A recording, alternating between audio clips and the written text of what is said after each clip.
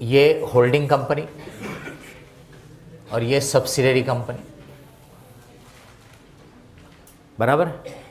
Holding company parent company है, ये उसके कंट्रोल में है। होल्डिंग ने सब्सिडियरी को बेचा, होल्डिंग ने सब्सिडियरी कंपनी को गुड्स बेचा, कभी सब्सिडियरी होल्डिंग को बेचती है। अब इसमें भी अनरियलाइज प्रॉफिट की जरूरत पड़ेगी, इसमें भी, क्योंकि ग्रुप में वो किसी ना किसी के पास बचा हुआ है। AS21 ऑन कंसोलिडेशन जो बोलता है, वो बोलता है कि भी ऐसा जो अनरियलाइज प्रॉफिट है it should be removed in full, पूरा रिमूव करना है। जब हम पहले कंसोलिडेशन पढ़ाते थे, जब AS21 नहीं था, तो उस समय किताबों में ऑथर लोगों के दो ओपिनियन रहते थे। एक रहता था कि भाई 100% रिमूव करो, और दूसरा रहता था कि भाई क्योंकि आपका तो इंटरेस्ट ग्रुप में सिर्फ 80% है, तो आप सिर्फ 80% पार्ट को एडजस्ट करो। बट अब आपको AS21 के हिसाब से जाना है। AS21 फुल एडजस्टमेंट की बात करता है, और इसीलिए अपन ने हर समय जब स्टॉक रिजर्व निकाला, फुल अमाउंट का निकाला, अपन ने कभी ये नहीं देखा कि ग्रुप में अपना वो होल्डिंग कितना है करके, तो फुल ही करने का ये। तो AS21 में सिर्फ इतना बोला था। बट देन बाद में जो एक फ्रीक्वेंटली आस्क्ड क्वेश्चन आता है FAQ, उसमें इंस्टीट्यूट ने ओपिनियन जब दिया था ऐसी सिचुएशन में, तब उन्होंने स्टॉक रिजर्व को, यानी कि इस अनरियलाइज प्रॉफिट वाले इस कंसेप्ट को दो कैटेगरी में डिवाइड किया। वो नाम मैं यहाँ से एरो से बता रहा हूँ आपको। इसको उन्होंने बोला डाउनस्ट्रीम सेल, डाउनस्ट्रीम, और इसको उन्होंने बोला अपस्ट्रीम सेल।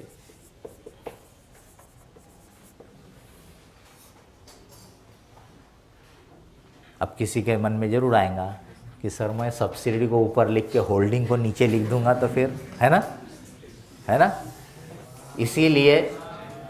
इसीलिए मैंने दो बार एम्फसाइज किया, ये पेरेंट है, ये बाप है, ये बेटा है, बराबर है? तो अब पेरेंट को ऊपर रखना चाहिए कि नहीं? तो बस इतना सा ध्यान रखोगे तो किसको डाउनस्ट्रीम बोल रहा है, किसको अपस्ट्रीम बोल रहा है, वो ध्यान आएगा। बट मैं तो अभी आपको वो बताने वाला हूँ कि आपको ये नाम भी ध्यान रखने की ज़रूरत नहीं है, अनलेस कि वो आपसे कोई थ्योरेटिकल क्वेश्चन पूछ ले। एडजस्टमेंट के लिए आपको ये नाम भी ध्यान रखने की ज़रूरत नहीं है, आप अपन उसके भी रूट पे जाएंगे। तो FAQ में उन्होंने क्लैरिफाई किया कि भाई डाउनस्ट्रीम सेल और अपस्ट्रीम सेल, कि भाई डाउनस्ट्रीम सेल के केस में आपको माइनॉरिटी में कोई इफेक्ट नहीं लेना है, no effect on minority. But upstream sale रहेगा तो it should be adjusted in minority, या इसका इफेक्ट ऑन माइनॉरिटी, इसका इफेक्ट माइनॉरिटी में लो, इसमें नहीं लो। अब अगर अपन इतनी सी चीज को ध्यान रखेंगे कि भी इसमें माइनॉरिटी में इफेक्ट नहीं लेना है, इसमें लेना है, इसको बोलते हैं मेमोराइज करके पढ़ना। और इसमें फिर आपको ध्यान रखना पड़ेगा डाउनस्ट्रीम किसको बोल रहा, अपस्ट्रीम किसको बोल रहा, और वो टाइम पे गड़बड़ी होने को टाइम नहीं लगता है। अगर उन्होंने बोला कि इसमें नहीं लेना है, इसमें लेना है, तो कुछ उसके पीछे रीज़न होगा। तो अगर अपन उसके रीज़न को कैच कर लो तो ऐसा लगेगा कि इसमें तो कुछ भी नहीं है, बेफिजूल अपने दिमाग में अपन टेंशन ले रहे, डाउनस्ट्रीम क्या है ना अपस्ट्रीम क्या है। ये सिंपल सी चीज़ है, कुछ भी कॉम्प्लिकेशन नहीं। अगर आप इसके रूट और ऐसी देखते रहोगे तो कंफ्यूजन होगा। ये देखिए जरा, यहाँ पे इसने बेचा, इसका मतलब वो जो प्रॉफिट है किसने कमाया, होल्डिंग कंपनी ने कमाया। Profit is earned by holding company. बताइए होल्डिंग कंपनी के प्रॉफिट का कोई हिस्सा माइनॉरिटी को जाता है क्या? नहीं जाता है। तो भाई होल्डिंग कंपनी ने प्रॉफिट कमाया, आप होल्डिंग कंपनी के प्रॉफिट में से एडजस्ट करो, क्योंकि वो अनरियलाइज्ड है। जिसने कमाया उसमें से एडजस्ट होना चाहिए। होल्डिंग कंपनी ने कमाया तो होल्डिंग कंपनी से एडजस्ट करो, और होल्डिंग कंपनी का प्रॉफिट माइनॉरिटी में जाता ही नहीं है, वो पूरा का पूरा प्रॉफिट P&L में रहता है, कंसोलिडेटेड P&L में रहता है। इसीलिए इस केस में एडजस्ट या डेबिट इन कंसोलिडेटेड P&L कर दो, कोई प्रॉब्लम नहीं। आप एक के P&L में भी डेबिट करोगे तो कोई फर्क नहीं पड़ने वाला, बराबर है। आप डेबिट इन कंसोलिडेटेड P&L और आपको लगे तो होल्डिंग्स P&L, आप खुद देख लो कि इस केस में माइनॉरिटी पे कोई इफेक्ट नहीं जाएगा। अब ये वाले केस में देखिए कि सब्सिडरी ने गुड्स बेचा है, बराबर। अब सब्सिडरी ने गुड्स बेचा, that means profit is earned by subsidiary, profit is earned by subsidiary.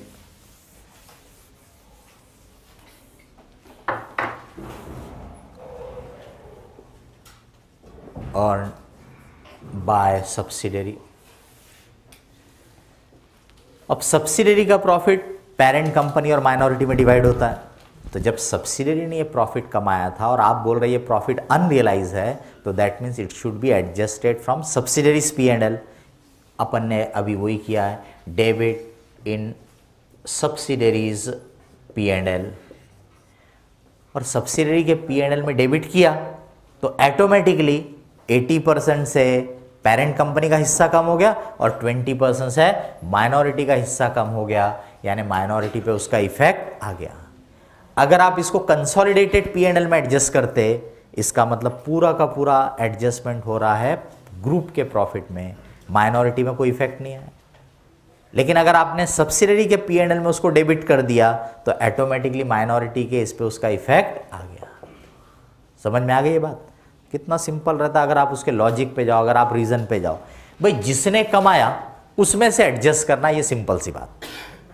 जिसने वो प्रॉफिट कमाया, आप भूल गए होंगे, आपको IPCC में डिपार्टमेंट अकाउंट में ये चीजें पढ़ाई हुई है ख्याल?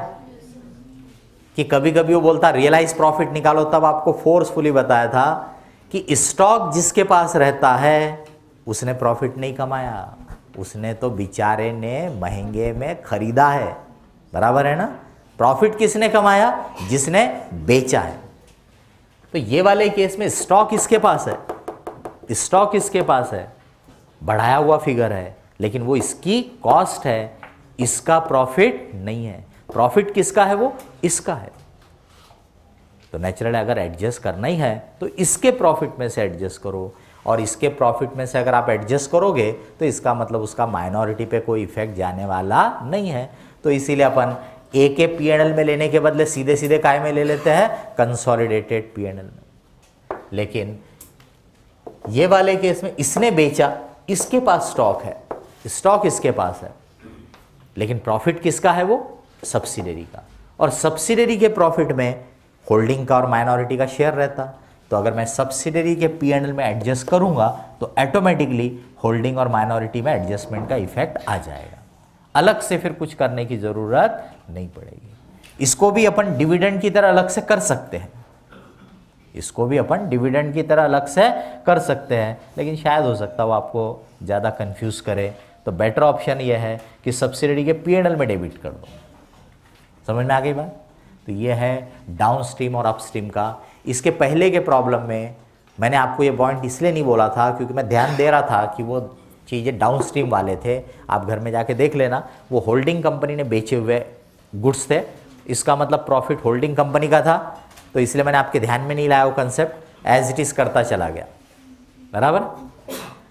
अभी इसमें ये वाला केस था, इसलिए मैंने आपको इसका क्लैरिफिकेशन दे दिया। अब इस पर और एक पॉइंट बता देता हूँ। FAQ में फ्रीक्वेंटली आस्क्ड क्वेश्चन में ये ओपिनियन था, और लॉजिकल भी है, ऐसा नहीं कि ओपिनियन कोई प्रॉपर नहीं है करके, लॉजिकल भी है, लेकिन सजेस्टेड में कभी कभी ये यूज़ किया है और कभी यूज़ नहीं किया है। Not only this, there was a guidance note on audit of consolidated financial statement, और उसमें भी नहीं किया ये यूज़, उसमें भी ये यूज़ नहीं किया हुआ है। तो इसलिए आपके ऊपर है, आप ये जाओ, अगर आपने ये ट्रीटमेंट दिया तो लिख देने का कि it is a upstream sale and as explain in the FAQ we have made the adjustment, बराबर, ताकि वैल्यूअर के ध्यान में बराबर आ जाए और आपको बराबर उसका क्रेडिट मिले। बट बाय चांस अगर आप ये नहीं कर रहे हो, अगर आपने यही काम किया, बराबर, तो आप सिर्फ एक कमेंट लिख दो कि alternatively it can be adjusted in minority share also, या alternatively it can be given treatment of upstream sale as explained in FAQ of ICI। बराबर, तो एटलीस्ट ध्यान में आ जाएगा कि स्टूडेंट को पता है, क्योंकि कई जगह मेरे देखने में आया है कि सजेस्टेड वगैरह में कभी तो ये ट्रीटमेंट किया है, कभी नहीं किया है। तो अभी आपकी चॉइस है, कर लो तो टेक्निकली बिल्कुल करेक्ट है, लॉजिकली करेक्ट है। सपोर्ट कहाँ से है? FAQ में, AS में नहीं है। AS21 में कुछ भी दिया हुआ नहीं है। AS21 में सिर्फ इतना बोला है कि भाई जो अनरियलाइज प्रॉफिट है it should be eliminated in full. समझ में आ गई बात? और लॉजिकल है और ध्यान में रखने में कुछ बड़ी बात नहीं है। किसने बेचा उतना ध्यान रखो, उसके प्रॉफिट में से एडजस्ट करना है। वापस आपके क्वेश्चन पे आपको दिखा देता हूँ। आपने ये 500 यहाँ डेबिट किया है स्टॉक रिजर्व का, तो ऑटोमेटिकली ये कम हो गया।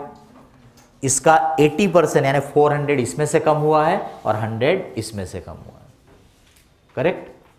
अगर मैं ऐसा यहाँ नहीं करता और यहाँ करता तो मतलब पूरा 500 मैं यहाँ से एडजस्ट कर रहा हूँ, है ना?